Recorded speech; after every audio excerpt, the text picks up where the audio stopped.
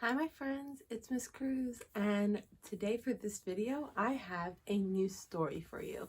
It's called The Mitten. Now a mitten is kind of like a glove where you put it on your hands to keep your hands warm, but a mitten keeps your four fingers together and your thumb loose, whereas gloves, all your fingers have their own little home.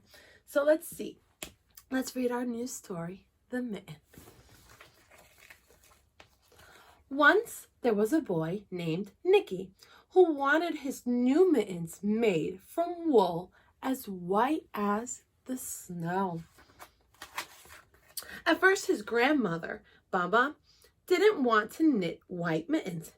"If you drop one in the snow, you'll never find it," she warned. But Nicky wanted snow white mittens, and finally Baba made them. After she finished, she said, "When you come home, first I will look to see that you are safe and sound, but then I will look to see if you still have your snow white mittens." So off Nicky went, and it wasn't long until one of his new mittens dropped in the snow and was left behind. Oh no, he dropped one of his snow white mittens. A mole, tired from tunneling along, discovered the mitten, and buried inside, it was cozy and warm and just the right size. So he decided to stay. A snow-hare rabbit came hopping by. He stopped for a moment to admire the winter coat he had. It was then he saw the mitten, and he wiggled in, feet first. The mole didn't think there was room for both of them, but when he saw the rabbit's big kickers, he moved over. Next, a hedgehog came snuffling along. Having spent the long day looking under wet leaves for things to eat, he decided to move into the mitten to warm himself.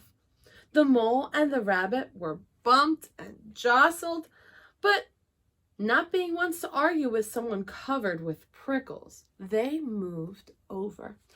Can you see what's happening to the mitten? It's getting bigger. As soon as the hedgehog disappeared into the mitten, a big owl, attracted by the commotion, swooped down. When he decided to move in also, the mole, the rabbit, and the hedgehog grumbled. Ugh. But when they saw the owl's glinty talons, they quickly let him in. So many animals are moving into the mitten. Up through the snow appeared a badger. He eyed the mitten and began to climb in. The mole, the rabbit, the hedgehog, and the owl were not pleased. There was no room left, but when they saw his diggers, they gave him the thumb. Do you think any more animals are going to fit? Oh my goodness. It started snowing, but the animals were snug in the mitten. A waft of warm steam rose in the air, and a fox trotting by stopped to investigate. Just the sight of the cozy mitten made him feel drowsy. The fox poked his muzzle in. When the mole, the rabbit, the hedgehog, the owl, and the badger saw his shiny teeth, they gave the fox lots of room. Oh my goodness, look who's coming next. And look how big the mitten already is.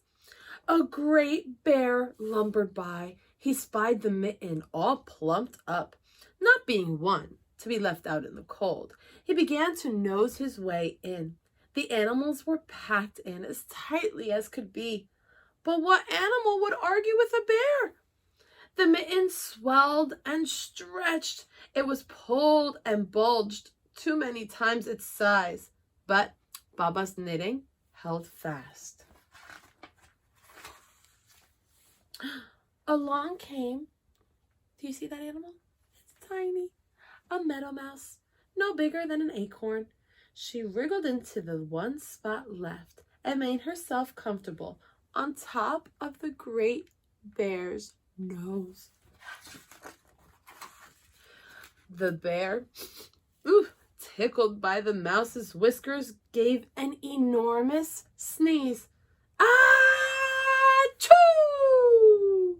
The force of the sneeze shot the mitten up into the air and scattered the animals in all directions.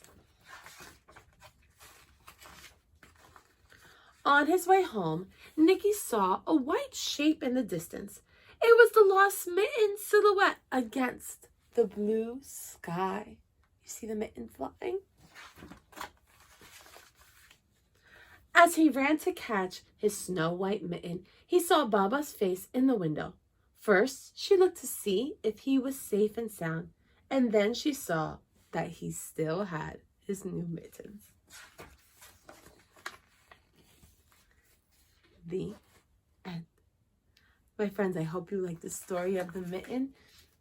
I hope you stay cozy and warm too at home. My friends, great job today. I will see you soon. Bye.